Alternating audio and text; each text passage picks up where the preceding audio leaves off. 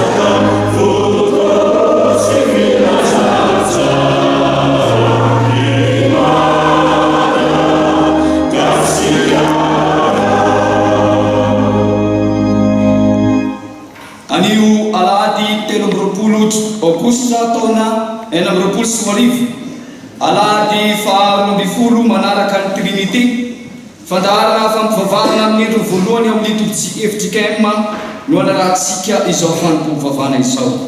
Alady hiatrehantsika ny fanasan'ny tompo manasanao ny tompo anio iray sy ombana latabatra aminy. Mbola andiriantsika trany ny loha-hevitra manao hoe mahatoky amin'ny asany ny mpino. Andeha hisaotra sy hidera an'Andriamanitra isika diavana malala araka izay efa voalahatra ao anatin'ny fandaharana ovakitsika ny salamo efa voalahatra ao amin'ny fandaharana. Rehefa hita zany iarahantsika mamaky amin'ny anaran'i Jesosy. Miverena Jehova mandrapahoviny ary mahaneneny amin'ny mpanomponao. Vokiso ny famondram-poanao no marainy izahay mba iobinay sy falianay amin'ny andro rehetra iainanay. Mampifalianay araka ny andro nataorianao anay sy ny taona nahitanay loza. Aoka iseho amin'ny mpanomponao ny asanao ary voninahitra ao amin'ny zanany. Ary aoka aminay ny fahasoavan'ny Tompo Andriamanitray ary ampitoery aminay ny asan'ny tananay. Eny ny asan'ny tananay ampitoery izy. Amen. Amen.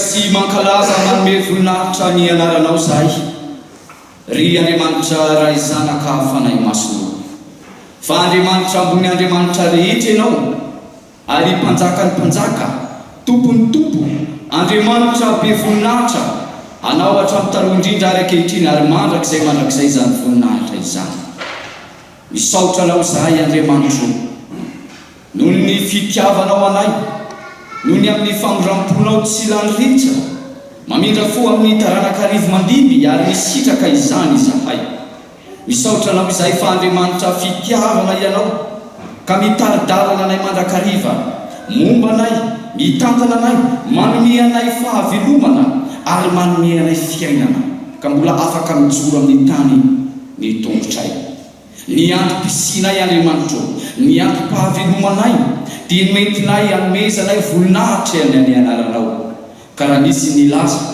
raha misy ny haja raha misy ny voninahitra dia atorotray ho anao irery Andriamanitra ray zanaka fanahy masina izany satria mendrika anao izany no ny asa lehibe izay asehonao eo amin'ny fiainanay ka nahatraranay izao andro voalohany amin'ny herinandro izao Andriamanitra ankehitriny izahay manantona anao tonga atao anatin'ny tempolinao masina satria ny soratra masina dia milaza aminay fa tsy misy afaka manantona anao Andriamanitra raha tsy tarehin'ny fanahinao tonga eto izahay anatanteraka izao fanompoam-pavana izao handre ny teny fiainana avy aminao raisy tompo amasino ny fanompoam-pavana izay ho tanterahanay hoentinay fanandratana fanomezam-boninahitra ny anaranao ka ny teny izay hoeny reto vahoakanao reto dia andray teny fiainana ho velona indray ny fanantenana ao anatiny ary ho iraka mahatoky anao Jesosy Kristy ijoro vavolombelonao eo anivon'ny fiarahamonina misy azy reo misy matoky zahay fa manarika nahito ianao amin'ny fanompoam-pavana izay ho tanterahanay izao amin'ny anaranao Jesosy Kristy tomponay no anaovanay izany vavaka izany amen.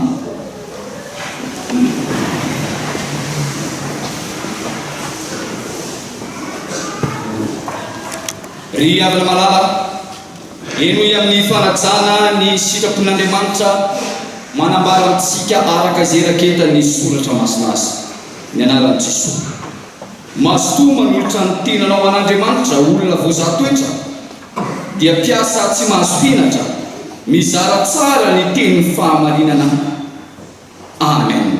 Sambatra maintsy lalana izay mandeha arakarana Jehova sambatra izay mitantona ny teny vavolombelony ka nitady azy amin'ny fony rehetra amen.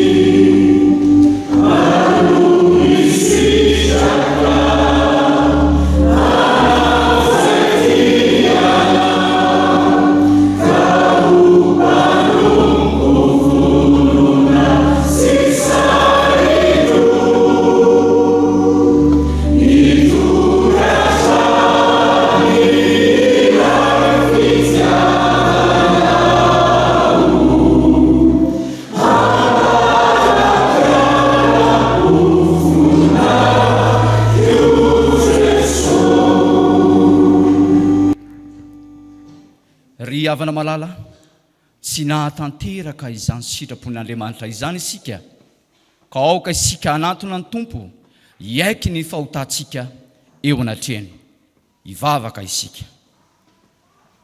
Andriamanitra nambaranao taminay teo ny sitraponao izay tianao iainanay sy ankatoavinay mba ahafahanay mizotra ny lalana makany aminao indrisy anefa tompo raha ny saintrainay zany sitraponao zay nambaranao taminay teo zany.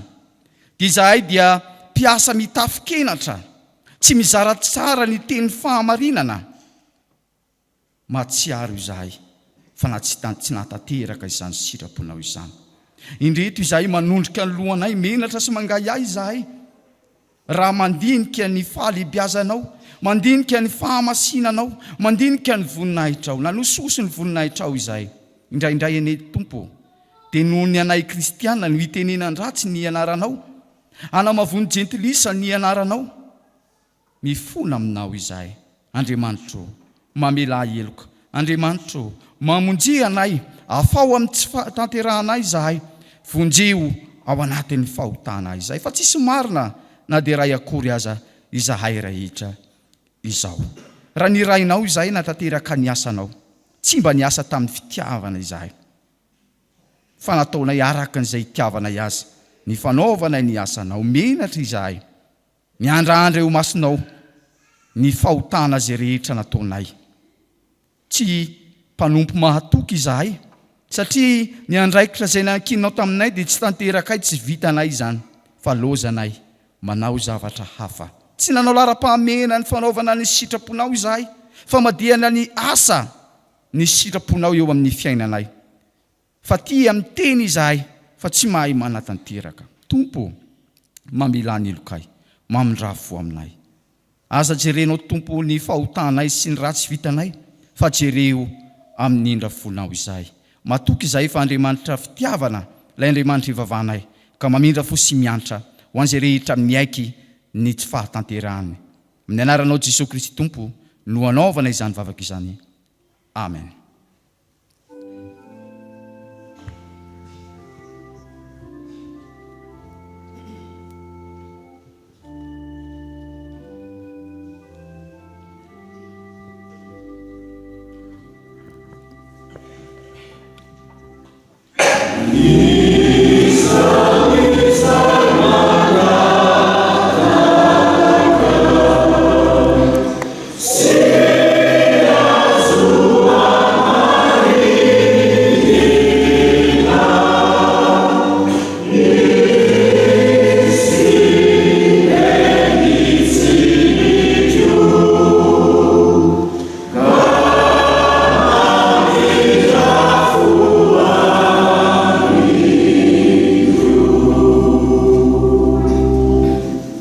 Avana malala raiso amin'ny mpifaliana sy amin'ny fanantenana eo mpitsanganana ny teny famelan-keloka izay omeny Tompo atsika.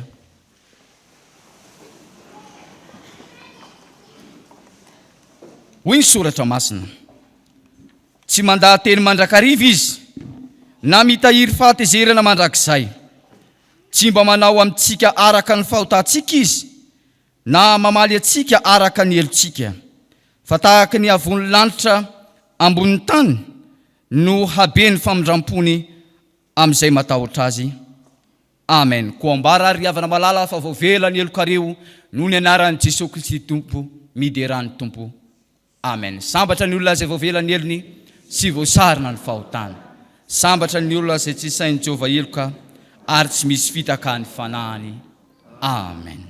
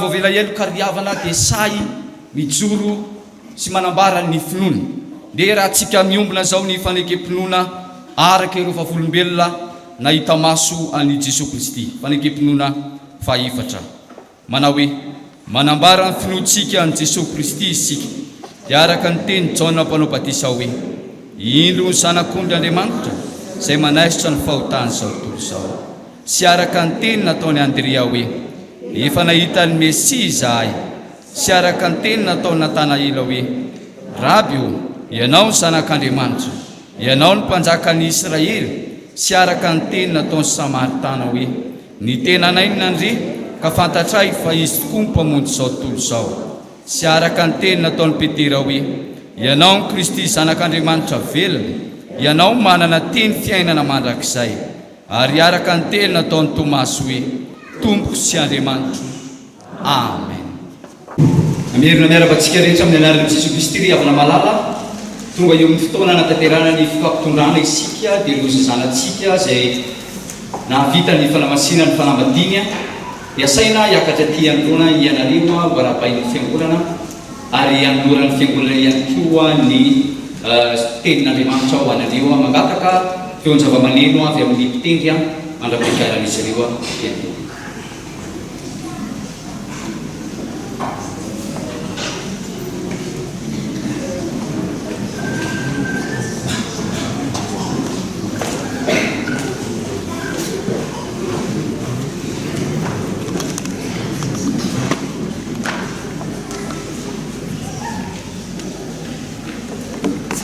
endry izy mivady miarabana aneo ny amin'ny fahaterana izany fanamasinana ny fanambadiana izany dia mirasoanareo ny amin'ny faharetana ao anatin'izany fanambadiana kristianina izany indrindra ny joroana vavolombelona eo anivony ny fiarahamonina misy anareo amin'izany hoe fanambadiana vita todrano eo anatrehan'Andriamanitra izany.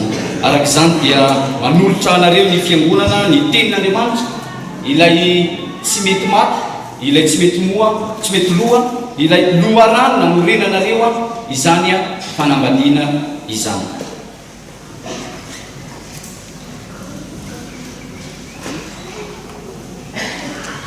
Afaka maso toerana. Irositsika izao amin'ny fotoana ho an'ny ankizy sy ny tanora.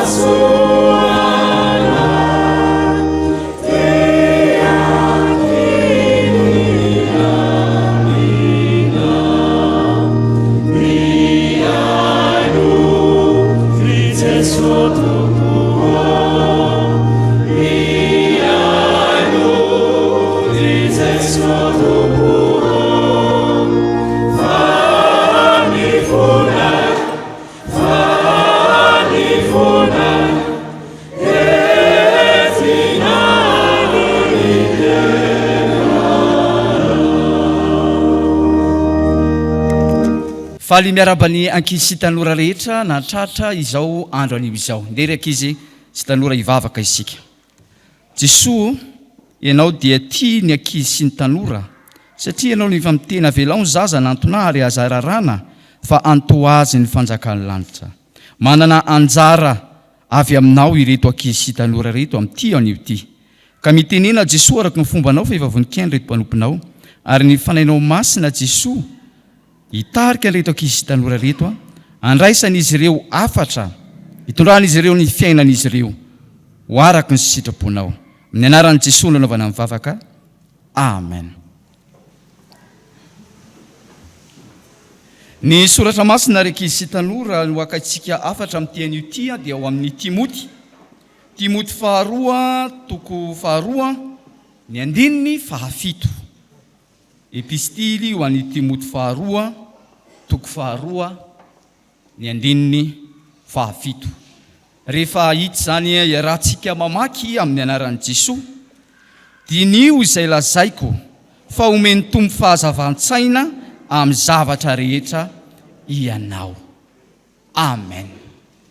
I Paoly apôstôly rakizy tanora nanoratra ity taratasy ity ho an'ny Timoty izay voalaza fa zanany ara-panahy, satria i Paoly no nitaiza an'ny Timoty, nampianatra ny Timoty ny soratra masina hatsy ny fahazazany.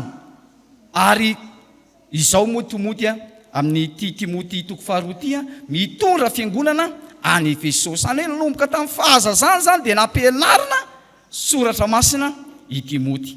Ny resaka izay fanaovana eto dia resaka ny ray aman-dreny sy ny zanaka. I Paoly zany ray aman-dreny ny Timoty, ary Timoty no zanan'ny Paoly. Isika ihany koa rakizy tanora dia manana ray iombonana. Dia izy zany Andriamanitra. Io lay ray iombonantsika, io lay dada iombonantsika, Andriamanitra. Ka Andriamanitra koa zany no miteny amintsika amin'ny alalan'izao soratra masina zao rakizy tanora, miteny hoe dinio izay lazaiko. Midika ny teny hoe dinio izay lazaiko dia hoe saintsaino izay lazaiko, ianary ny teniko. Amin'izao fotoana izao moa dia anatin'ny fotoana fialan-sasatra ny sampana sekoly alahady. Fa rehefa tonga ny fotoana mianatra sekoly alahady dia ano ianarantsika izany tenin'Andriamanitra izany. Fa ny ianarantsika ny tenin'Andriamanitra, aizantsika ny tenin'Andriamanitra dia azahoantsika ina araka ny voalazan'ny soratra masina? Fahazavan-tsaina. Lasa intelligent ianao, lasa maran-tsaina ianao, lasa ny fomba fisainao dia fomba fisainana mazava avy amin'Andriamanitra, satria manana ny tenin'Andriamanitra ianao. Ny fanahy masina no mitoetra ao anatinao. Ka noho izany rakizy tanora, mazotoa mianatra ny tenin'Andriamanitra, mazotoa makaty am-piangonana, mianatra sekoly alahady, ianarantsika ny tenin'Andriamanitra mba azahoantsika fahazavan-tsaina amin'ny zavatra rehetra. Ty tantara anankiray ity rakizy tanora andeha ka antsika hafatra amin'ny alalan'ny soratra masina io. Tantaran'ny pastera sy Koto. I Koto dia nipetraka tany any amin'ny sistan tany amin'ny province. Ary rehefa tany dia voara-mason'ireo ray aman-dreny tsara ny mampatsiahy ihany koa. Ary Koto koa dia mazoto mianatra sekoly alahady. Efa tonga ny alahady dia mianatra sekoly alahady i Koto. Ary indraindray varimbarina i Koto dia mampatsiahy reto ray aman-dreny reto. Koto andao mianatra sekoly alahady sotary. Dia iny Koto miazakazaka. Mianatra sekoly alahady. Dia mianatra. Indray andro voatendry ifindra eto an-drenivohitra ny rain'ny Koto. Orinasa lehibe eto an-drenivohitra ny asany. Ary ny asan'ny renin'ny Koto dia mikarakara tokantrano. Ary rehefa tonga teto an-drenivohitra, hitantsika moa ny fiainana eto fa rotorotina makabisy ara milahatra. Na ny ampiasana ara mila manana faharetana. Ka tsy araky ny reto ray aman-dreny reto intsony nampirisika ny Koto. Ny rain'ny Koto varina amin'ny asa aman-draharany, ny renin'ny Koto varina ny ao an-dakosia sy ny fikarakarana ny tokantrano sy ny fiantsenana. Tsy vitan'izy ireo koa mampirisika ny Koto. Ka iny Koto nanomboka nalaina nianatra sekoly alahady. Tsy hita tsony Koto. Ray volana tsy hita mihitsy Koto. Ka afanao ny pastera mampianatra sekoly alahady ho an'ireo mpianan'ireo. Rehefa mifanena ny mpianana iny andalana ny pastera dia manadina lesona zay nataon'izy ireo farany. Ka zay rehetra hitan'ny pastera iny andalana zany mpianany dia ananadina ny lesona. Ray mandeha ny fanena tamin'ny Koto ary ty pastera. Teny lesona nataon'izy ireo farany tamin'izay Koto tsy teo. Dia ny nandravana ny manda ny Jeriko. Dia pastera tamin'ny Koto, Koto lazao amiko, iza nandravana ny manda ny Jeriko? Dia Koto sady ny tena pastera, pastera tsy za zany marina mafy, tsy za zany. Sady natahotra i Koto notomany ny azakazaka nandeha ny mody. Gaga ty pastera hoe fa inona loatra nahazo any Koto e. Ty pastera andeha iresaka amin'ireo ray aman-dreny fa misy zavatra tsy dia milaminao. Dia tonga tany an-trano renin'ny Koto moa ny tratrany tao amin'ny karakara tokantrano azy.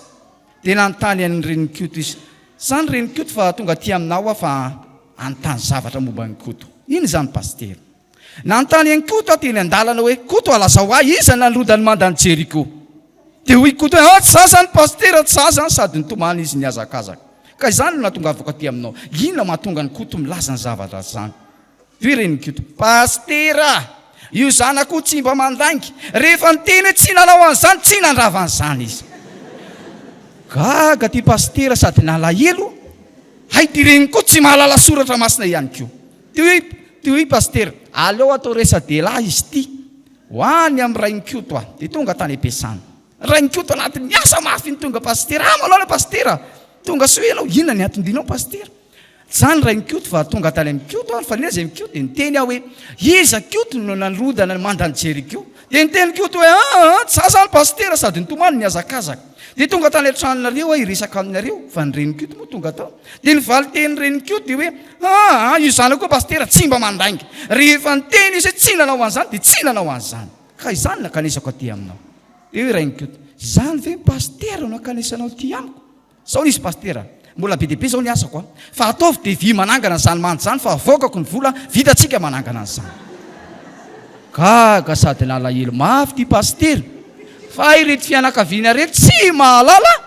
soratra masina rakizy tanora tsy ahafantatra momba n'Andriamanitra isika raha tsy mianatra ny soratra masina tahaka ny alahelon'ny pastera mbola mihoatra lavitra noho izany ny alahelon'ny Jesoa rehefa tsika tsy mianatra ny tenin'Andriamanitra satria tsy mahafantatra any Jesoa isika ary tsy mahazo fahazavan-tsaina isika mahatonga atsika ahazo fahazavan-tsaina zany de inona ny tokony atao mianatra soratra masina mandinika soratra masina atya ampiangonana andeha riavana veritsika risikolalahadya ny soratra masina zay nakatsika avatra teo Timoty 2:2 ny andiny ny 7 amin'ny anaran'i Jesoa rahantsika mamaky dinio izay lazaiko fa omeny tompo fahazavan-tsaina amin'ny zavatra rehetra ianao amen vavaka isika Jesoa misaotra ny amin'ny teny izay nomenao anay ankizy sy tanora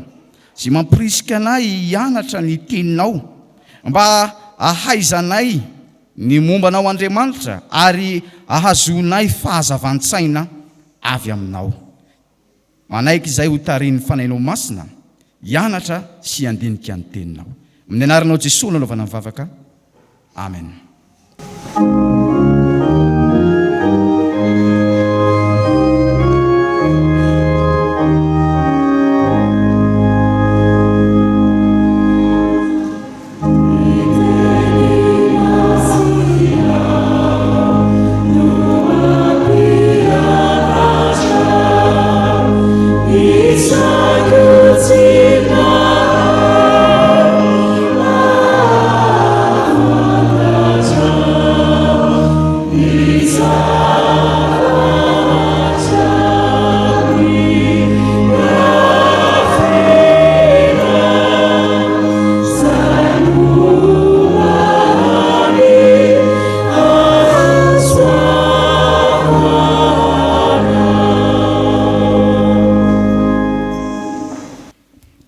Ivavaka isika Andriamanitra rainay midera mankalaza ary manome voninahitra anao izahay noho ny fahasoavanao ka ahafahanay indray andreny ny teninao ankehitriny koa mangataka amin'ny fananao masina izahay omba amin'ny mpanomponao izay hamaky ny teninao sy ny mpanompo izay ampita ny afatra sy hanambara afa-tsy ny sitraponao ihany ny fanahinao masina anokatra amin'ny fonay sy ny sainay mba handray ny teninao mba ho atonganay ho mpanompo matoky amin'ny asa amin'ny anaran'i Jesoa Tompo amen.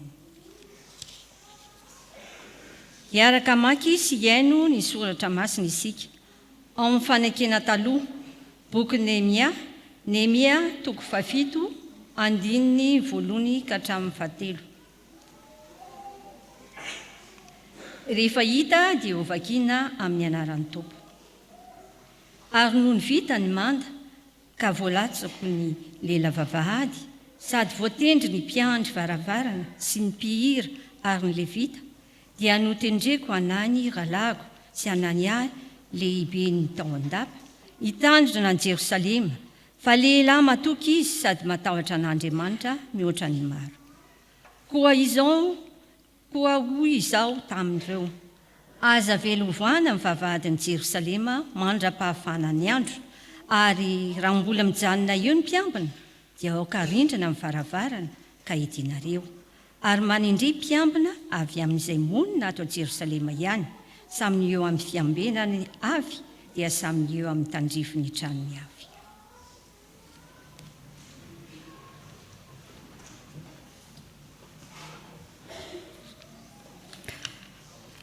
Hotoizantsika ny famakiana ny soratra masina ao amin'ny fanekena vaovao filazantsara araka ny Jaona toko 7:10 andininy voalohany ka hatramin'ny 5. Ary ho faranantsika ny famakiana ny soratra masina ao amin'ny epistily 2 ho an'ny Timoty 2 toko 2 andininy voalohany ka hatramin'ny 7. Rehefa hita Jehovah kina amin'ny anaran'ny Tompo.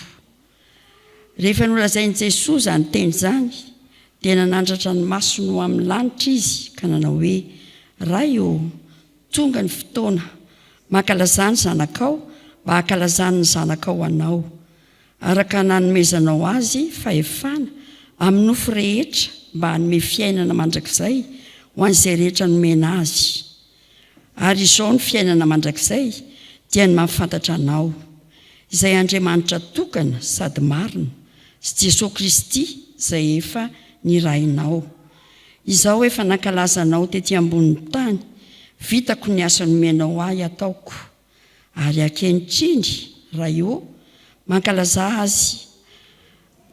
ahy amin'ny teninao dia ny amin'ny voninahitra ny arahako nanana taminao fony tsy mbola ary izao tontolo izao. Koa ianao anaka dia aoka hiahery amin'ny fahasoavana izay eo amin'ny Kristy Jesosy, ary izay zavatra rehetra efa renao tamiko teo anatrehan'ny vavolombelona maro dia atoloro ny olona mahatoky, izay ahay mampianatra ny sasany kosa. Miaritra ny mafy amiko ianao taka ny miaramila tsara ny Kristy Jesosy. Ny miaramila manafika dia tsy mba misy maningo tena amin'ny raharahan' izao fiainana izao, mba hahafaly izay efa nifidy azy ho miaramila. Ary raha misy manezaka amin'ny filalaovana dia tsy satrohana satroboninahitra izy, ary tsy manezaka araky ny lalàna. Ny mpiasa tany izay misasatra ny tokony ho voalohany handray ny vokatra. Dinio izay lazaiko fa omeny tompo fahazava-tsaina ny amin'ny zavatra rehetra ianao. Amen. Ray masino manamasinanay amin'ny fahamarinana, ny teninao ny fahamarinana. Amen.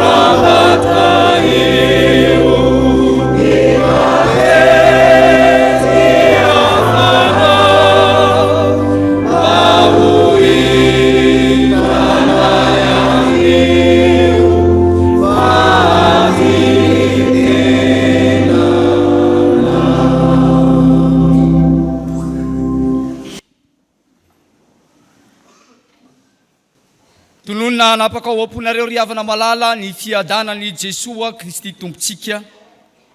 Amen. Ola mandinika hatranytsika ny loha hevitra manao hoe mahatoky amin'ny asany ny mpino.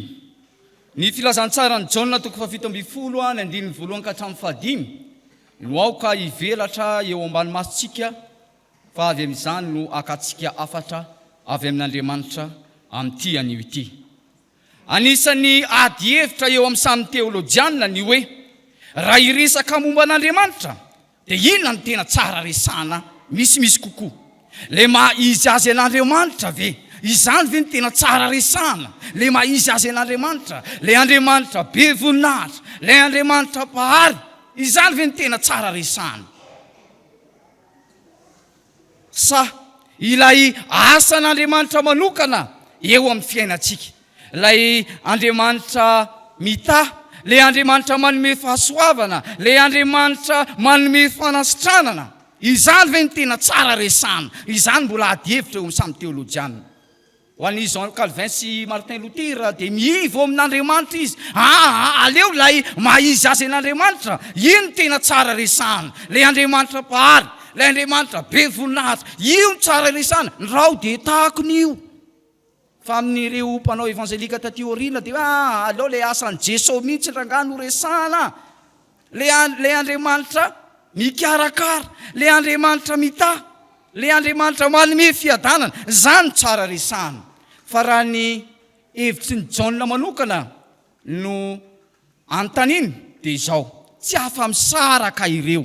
Rehefa iresaka ny asan'Andriamanitra ianao dia tsy maintsy milaza ny maha-izy azy an'Andriamanitra.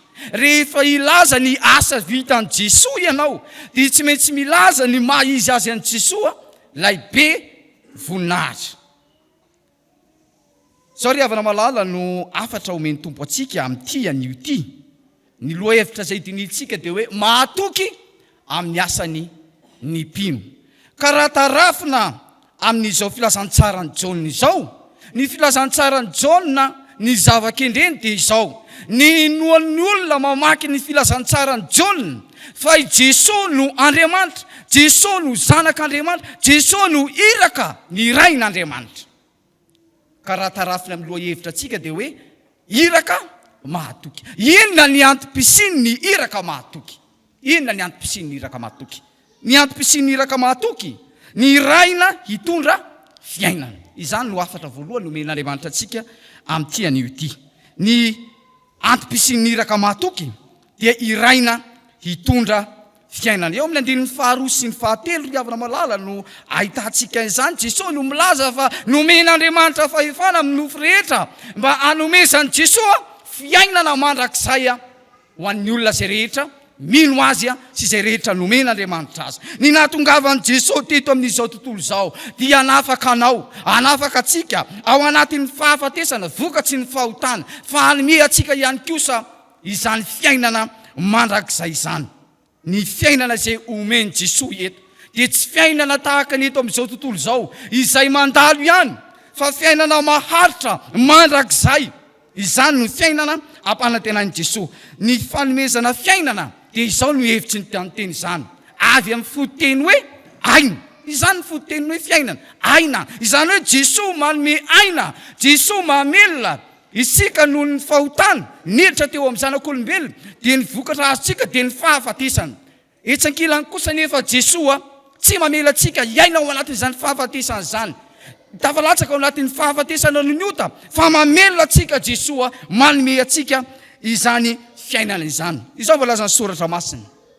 Jesosy no milaza an'izao teny izao: izao avy mba hananany fiainana sady hananany be dia be. Filazantsara ny Jaona toko 10, ny andinin'ny 10 tapany 2. Ry havana malala, le Andriamanitra ivavahantsika, le Andriamanitra tompony aina, le Andriamanitra loharan'ny fahavelomana, le Andriamanitra mamelona atsika, le Andriamanitra manome atsika zany fiainana mandrakizay izany ao amin'Andriamanitra zany. Andriamanitra manome fofinaina, Andriamanitra misy fiainana tsy hitalany ary tsy misy fahataperana ny fiainana ao amin'Andriamanitra. Tanteraka atao amin'ny Jesosy izany. Ary Jesosy dia manohitra ny tenany mihitsy: izao ny lalana, fahamarinana ary fiainana. Ao amin'ny Jesosy izany. Ny olona izay mifanina amin'ny Jesosy dia mahazo fiainana. Ny olona izay tafakambina amin'ny Jesosy dia mahazo zany fiainana sy aina izay tsy mety maty, tsy andairana fahafatesana izany. Ry havana malala rehetra amin'ny tompo, isika rehetra izao ihany koa dia irain'Andriamanitra, satria efa novelomin'Andriamanitra isika. efa niarana tsangana tamin'i jesosy isika nandray zany fiainana zany tamin'ny alalan'ny batisa isika ihany koa irain'Andriamanitra hoina amin'izao tontolo izao hizara fiainana ny antom-pisinao fa tsy andeha hizara fahafatesana tsy andeha hizara fahasorenana fa hizara fiainana ho an'ny olona izay tsy mbola nandray an'i Jesosy. Ka ny fampandraisanao an'i Jesosy any olona dia midika fandraisan'iny olona iny fiainana avy amin'Andriamanitra. Ny fampandraisanao an'i Jesosy any olona izay mifanina aminao dia efa midika fandraisany fiainana. Ry havana malala ny fomba fampianaran'i Jesosy dia izao. Zany mitovy Jesosy sy Andriamanitra. Ka izay rehetra mahita an'i Jesosy dia mahita izy, mahita n'Andriamanitra. Izany lazain'i Jesosy amin'ny filazantsara. Izay rehetra mahita dia mahita ny Ray. Fa ny fantaniana mipetraka amintsika dia izao. Ianao koa ve mba samy tery an'izany? Hoe izay rehetra mahita anao ny anivon'ny fiarahamonina dia mahita an'i Jesosy. Fa izay rehetra mahita anao dia mahita faisana. Havana malala ny antom-pisitsika dia hizara fiaina, hizara fiadanana, hamerina ireo izay efa potsaka miadi-tsaina tsy afaka mitsakakory manome fiainana ny antom-pisitsika mba hahafahan'izy ireo afaka miatrika ny fiainana, ahafahan'izy ireo misitaka zany fiainana manak'izay ao amin'Andriamanitra zany. Ny olona tsirairay avy havana malala dia samy mahafantatra ny antom-pisiny fa mahalasalasa saina ary olona tsy fantatra hoe olona tahaka ny olona zany raha notaninao ina ny antom-pisinao dia tsy fantatra mihitsy olona hafa avy zany. Fa ny olona rehetra dia samy manana antom-pisiny fa mitian'io ty dia tadikio fa ny antom-pisinao hizara fiainana ianao, hizara zany fiainana ao amin'ny Jesosy izany ianao, ampahirezony raha atao amin'ny alalan'ilay teny fiainana, ilay tenin'Andriamanitra izay mamelona, izay manome fiainana ho an'izao tontolo izao. Iraka an'i Jesosy ianao, iraka mahatoky an'i Jesosy ianao, ampitondrain'i Jesosy izany teny mitondra fiainana zany, mamelombelona ny fanahiny olona izay osa sy ory tsy afaka mitraka miafaka fiainana. Isika no irain'i Jesosy anatanteraka izany. Havana malala tanterao izany iraka ny iran'i Jesosy izany mba hahatonga anao iraka mahatoky, mahavelona fanantenana, mamelombelona ny fiainany ireo mila vontsy. Nambaraka antsika teo havana malala ny afatra voalohany amin'izao tenin'Andriamanitra izao. Ny antom-pisiny iraka mahatoky, ny antom-pisinao dia iraina hitondra fiainana ho an'ny hafa ianao satria nahazo maimaimpona dia hizara maimaimpona. Ny afatra faharoa omen'Andriamanitra antsika amin'ity soratra masina ity dia izao: ny antom-pisiny iraka mahatoky dia manome voninahitra an'Andriamanitra amin'ny asany. Ny antom-pisiny iraka mahatoky manome voninahitra an'Andriamanitra amin'ny asany. Ny andinin'ny faefatra tapany voalohany no ahitantsika izany tenin'Andriamanitra izany. Ny ao amin'ny dikateny izy eo ampilatanantsika, dikateny fahadimy ry havana malala dia milaza hoe efa nankalaza anao teto amin'ity tany izao tontolo izao ty zany voalaza zao. Fa rehefa jerentsika ny dikateny miombonana dia izao no ilazany azy: efa nanome voninahitra anao teto izao tontolo izao efa nanome voninahitra anao teto ambony tany manome voninahitra. Ny asan'i Jesosy no miresaka an'izany eo anatrehan'ny vahoaka, eo anatrehan'ny mpianatra, satria ty texte eo amasitsika ity dia vavaka nataon'i Jesosy ho an'ireo mpianatra ireo, ny vavaka nataon'i Jesosy ho an'ireo mpianatra ireo. Ny asa nataon'i Jesosy teto amin'izao tontolo izao dia nentin'i Jesosy nanatanterahana sy mikely ny voninahitran'Andriamanitra. Ny asa famantarana izay nataon'i Jesosy dia nentin'i Jesosy anehoana ny voninahitran'Andriamanitra. Be dia be ny asa nataon'i Jesosy. Isan'izany nananganan'i Jesosy ny Lazarosy, ilay nabaviny anadany Marta sy Maria. Ary rehefa niteny Jesosy hoe voay vaty, esolo vaty dia hoy ny roa hoe efa may, dia hoy Jesosy hoe tsy efa nilazako tamin'olo, tsy efa voalazako taminao fa raha mino anao dia ho hitanao ny voninahitran'Andriamanitra. Dia natsangan'i Jesosy Lazarosy. Ny asa rehetra izay nataon'i Jesosy dia nentin'i Jesosy anehoana ny voninahitran'Andriamanitra, isehoana ny voninahitran'Andriamanitra, anehoana ny fahatsaraan'Andriamanitra, mahatonga ny olona hankalaza n'Andriamanitra. Be dia be ny olona nisotrahan'i Jesosy, ary rehefa sendra ny olona dia manome midera sy mankalaza n'Andriamanitra ny olona noho ny asa famonjena izay nataon'i Jesosy. Hoe voalazan'ny soratra masina koa amin'izany na mihinana misotry ianareo na inona ataonareo dia ataovy ho voninahitryandriamanitra izany rehetra izany. Korintana voalohany toko fahafolo ny andininy faraika amin'ny telopolo. Lay Andriamanitra azy vavatsika dia avana malala maizy azy an'Andriamanitra dia izao Andriamanitra be voninahitra izy, Andriamanitra teny fahatsarana izy, Andriamanitra mendrika omena zany voninahitra zany anazy izany an'Andriamanitra zany hatramin'ny taloha indrindra anankehitriny mandrakizay anazy zany maizy azy an'Andriamanitra zany. Jesosy Kristy ihany koa dia milaza ary hitantsika eto amin'ny texte fa mbola tsy ary akory ary izao tontolo izao efa niara voninahitra tamin'Andriamanitra izy, efa niaraka nanana ny fiandrianany teo ambony seza fiandrianany tsy teny voninahitra izy. Andriamanitra be voninahitra Jesosy ary ny asany rehetra tena le olona ny voninahitra Andriamanitra. Fiavana malalatra ny tompo isika irain'Andriamanitra natateraka ny asany fa ny asa zay ataonao ny voninahitra izy zany mitseho, voninahitra izy zany katsaina amin'ny fanatanterahana ny asa. Ny fomba fiteninao manome voninahitra an'Andriamanitra ve manomboka izao tsy tokony izy tso zany kristianina miteniteny foana manao teny tsy faneho masoandro fa ny teny zay ataontsika dia ao amin'ny teny amin'ny fahasoavana mandrakariva ahatonga ny olona miaino atsika hanome voninahitra an'Andriamanitra hakalaza an'Andriamanitra. Ny fomba fitenitsika, ny fitondratenatsika, ny fomba fitafitsika iny tantara be iny todika any amin'ny tanora aloha zao ny maso zao tontolo zao amin'izay. Ny fomba fitafinao very tanora manome voninahitra an'Andriamanitra makampy am-piangonana manome voninahitra an'Andriamanitra. Soratra masina milaza aoka iaingo fiangonana masina eo anatrihan'Andriamanitra fa ny akanjo ny tanora ngeky fa tena manahirana ny jiry azy fiavana manana manahirana ary zao tena tsy takatry ny tanora kehitriny ary mila ampianarana ny tanora izany, mila ampianarana ny fiangonana zany.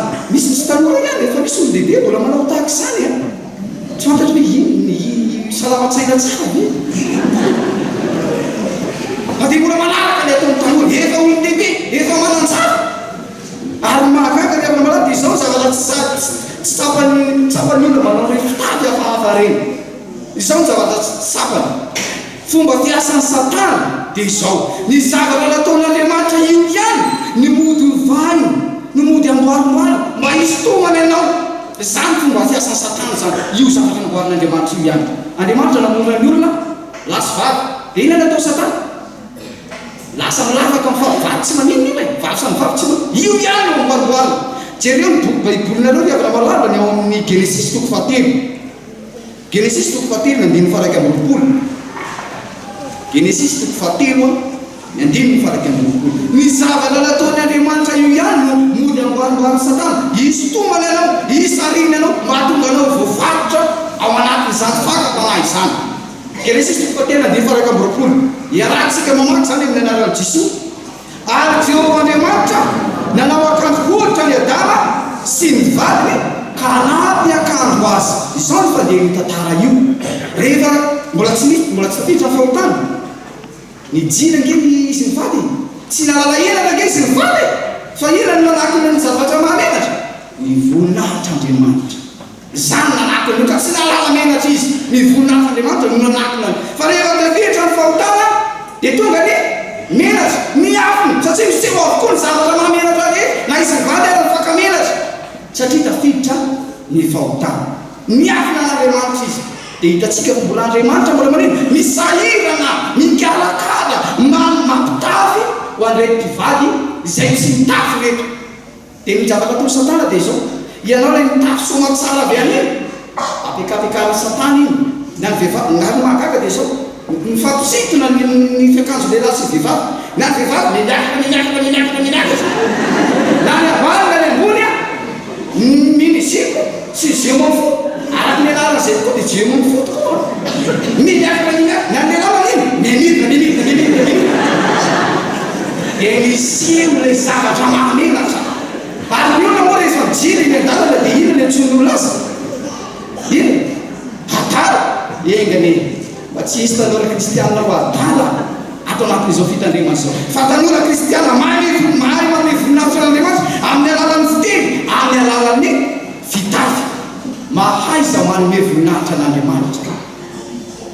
matetika mahatonga ny fikorotana fiangonana dia zao ady voninahitra ao anatin'ny fotoana hoe asa velanao hitarika nge ihany e anatin'ny fotoana hoe asa velanao azo atarika ihany e fa miady aminy ianao satria miady ny voninahitra miavana amin'ala tsy adivana tsy tadiavana ty am-piangonana fa omen'Andriamanitra anao zany omen'Andriamanitra anao zany izany ange lazain'Andriamanitra izay rehetra manome voninahitra aman'iny no omeko voninahitra zany hoe tsy adivana zany omen'Andriamanitra rehefa mahay manome voninahitra n'Andriamanitra ianao omen'Andriamanitra anao zany fa ny amin'ny sasany dia hoe vidikaja videm-boninahitra andremo mananabaraka anay mananabaraka ny voninahitra ay an'Andriamanitra io ny olana dia izao isika tsy mahay mandray zay omen'Andriamanitra atsika fa anjaran'Andriamanitra ataotsika alaitsika aza maka ny anjaran'Andriamanitra ianao fa miandrasa ny omen'Andriamanitra anao miandrasa ny omen'Andriamanitra anao ny voalohany sy ny faharoa ny avana malala zay afatra ny omen'Andriamanitra atsika tamin'ny tendrity ny ampy sy miraka mahatoky manome voninahitra n'Andriamanitra ny asa rehetra sy ataonao ny fomba fiteninao ny fomba fitondranao tena ny fomba fiakandronao kendreo mandrakariva ho fanomezana voninahitra n'Andriamanitra ahatonga ny hafa ankalaza n'Andriamanitra ny afatra fahatelo sady farany avana malala dia izao ny ampy sy ny iraka mahatoky dia mamita miasa ny ampy sy ny iraka mahatoky dia mamita ny asany eo amin'ny andininy fahaefatra tapany ny faharoa ny tatsika izany vitako ny asa nomenao ahy hatao Jesosy no milaza an'izany eo anatreny reto mpianatra reto vitako ny asa nomenao ahy ho atao rehefa jerena ny avanamalala io teny hoe vitako io hoe namita dia izao tsy hoe navita fotsiny fa teny hoe manatanteraka mandavorary rendre parfait tena atao amin'ny foa ary atao tonga lava izany fanaovana ny asan'Andriamanitra izany nataon'i Jesosy tanteraka n'izany lavorary zany vitan'i Jesosy ny famonjena zao rehefa lamanao volazany soratra masina nefa tsy ataoko zavatra akory ny aiko mba havita ny alehako dia ny fanompona zay raisiko tamin'i Jesosy tompo hanambara ny filazantsara fahasoavan'Andriamanitra tanterao ny fanomponao asan'ny apôstôly toko faharoapolo andininy faefatra amby roapolo epistilo any Timoty faharoa toko faefatra andininy fadimy tapany ty mampiavaka ilay Andriamanitra ivavatsika ry avana malala dia izao fa Andriamanitra miasa izy matoa ianao mbola velon'aina tahaka izao no ny asan'Andriamanitra matoa ianao mbola mahazo fahasalamana matoatsika mbola mahazo fahazavana mahazo fifanana maveny asan'Andriamanitra zany ataotsika hoana moa raha tsy ampoisak'Andriamanitra io masoandro aizy la miaina atsika fikorotanana misy eto amin'izao tontolo izao voaeklipsa fotsiny efa miororo izao tontolo izao fa matoa mbola omen'Andriamanitra masoandro dia asan'Andriamanitra miasa izy ary mampiavaka ilay Andriamanitra ivavatsika miasa izy ary mampirisika atsika hiasa fa tsy ho zatra toloram-potsiny izay mampiavaka n'Andriamanitra ivavatsika miasa izy ary mampianatra atsika hiasa ihany koa fa tsy zatra toloram-potsiny tanteraka atao amin'i Jesosy izany toeran'Andriamanitra ilay miasa izany Jesosy dia milaza ny raiko miasa izaho koa miasa mandaka ankehitriny ry avana malala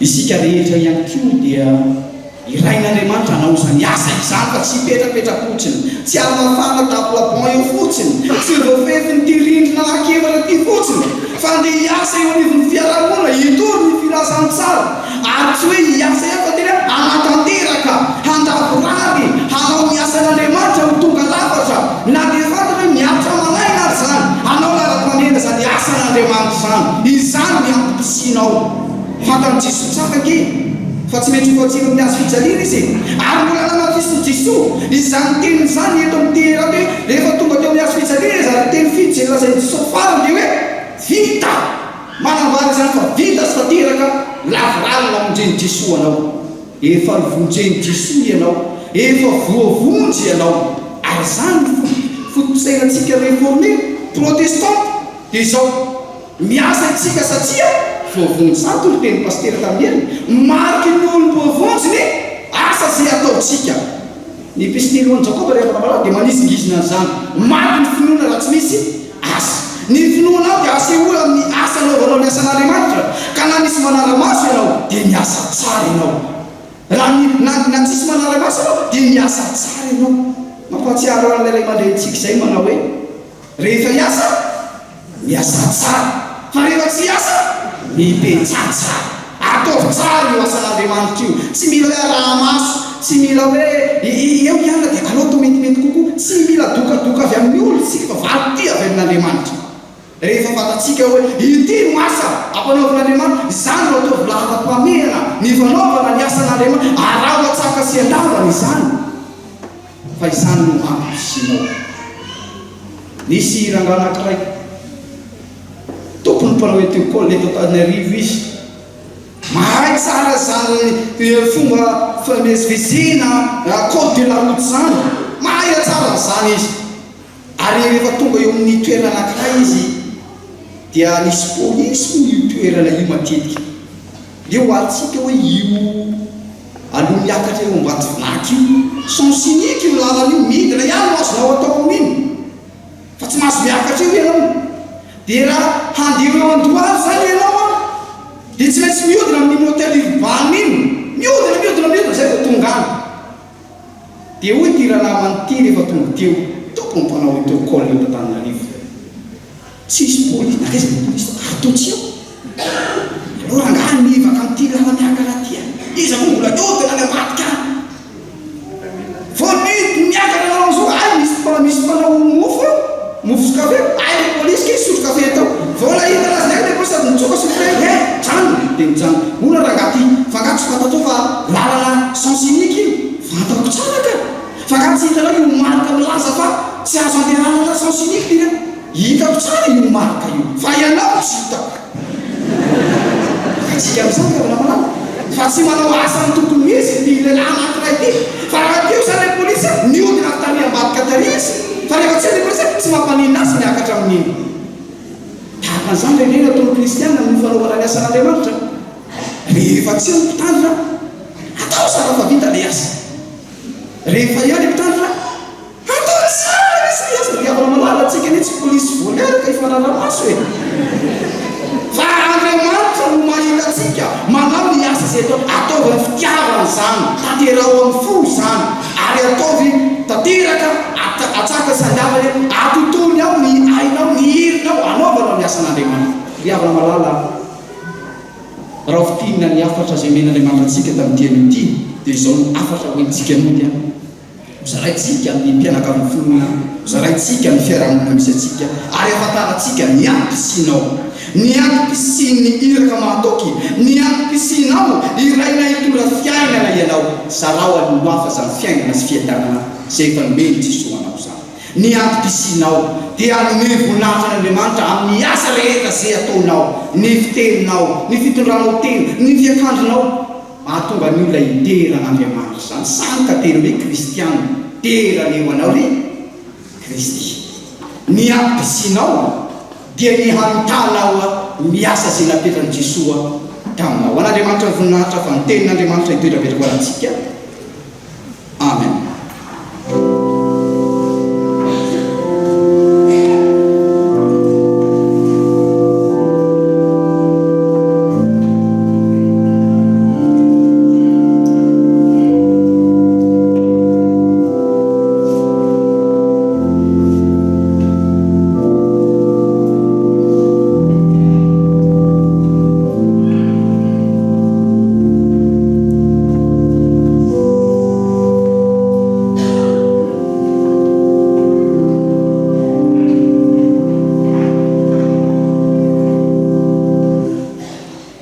Dia riavan'ilay mivavaka isika, Andriamanitra ao misaotranao izay amin'ny teny izay nomenao anay tamin'ity anio ity, izay mampatsiahy anay ary mampianatra anay mandrakariva, miantopisianay, nametrahanao anay eto amin'izao tontolo izao.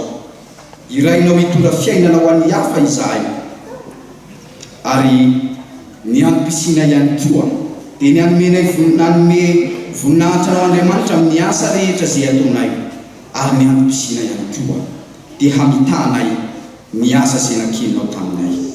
Jesosy manaiky izahay, vonona izahay, hanatanteraka izany sitraponao izany, hanaiky iraina izahay, izara fiainana ho an'ny hafa, amelombelona ny hafa, hampahery ny hafa.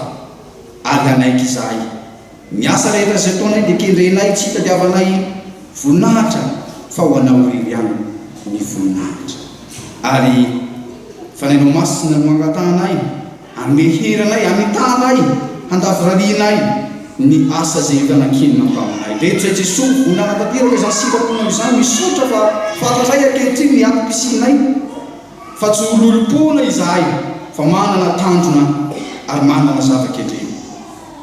Andriamanitro, reto ny vahoakanao avy nandre izany teny izany, raha keto ao ampony izy ianao izany teny izany aza vela hiala ny fanainao masina no hitahiry izany teny izany ary ahafahan'izy ireo mitsoaka volombelona anivon'ny fiarahamonina misy azy.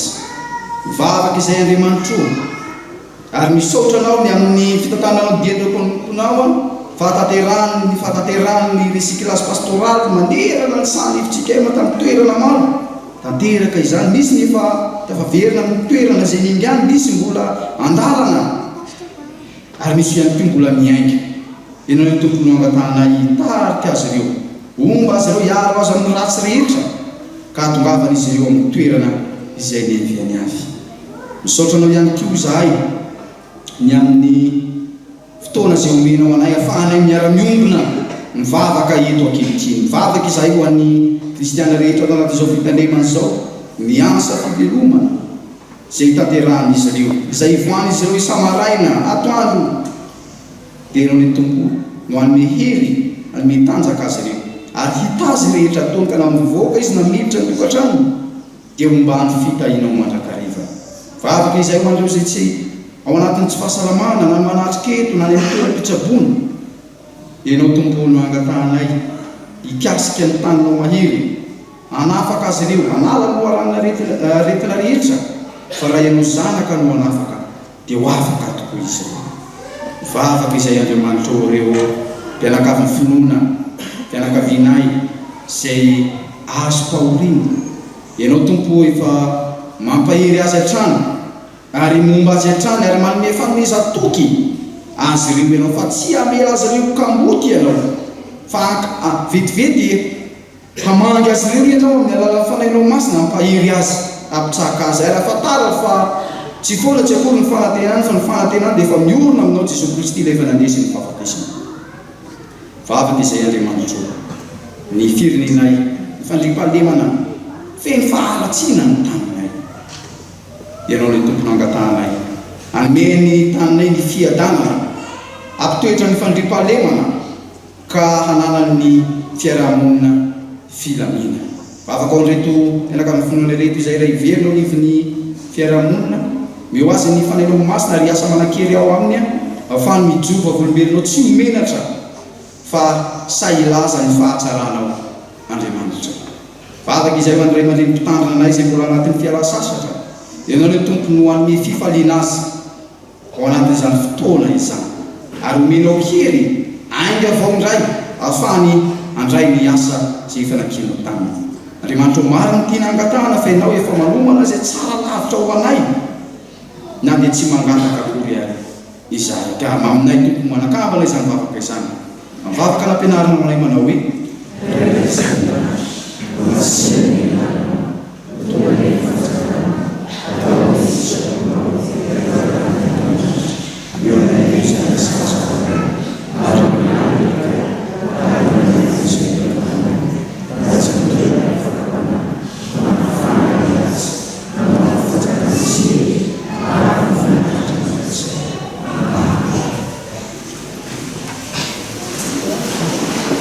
iretsika ny voalatra fandarana dia torotrano ny tsotrano.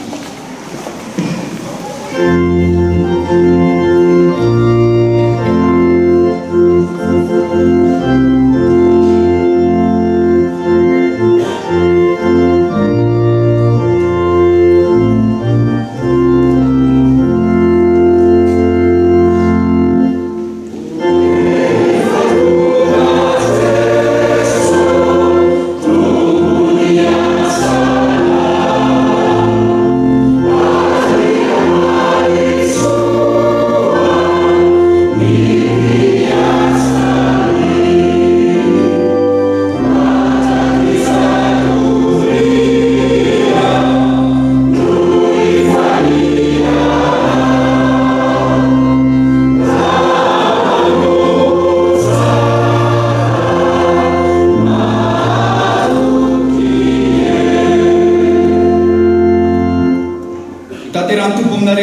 dranomasina manao hoe hitanareo le Jehova ka hialanareo ampamirapiratsy ny tavanareo le Jehova ka amira fo aminareo manandrana ny tavanareo le Jehova ka hanmeanareo ny fiadanana. Amen.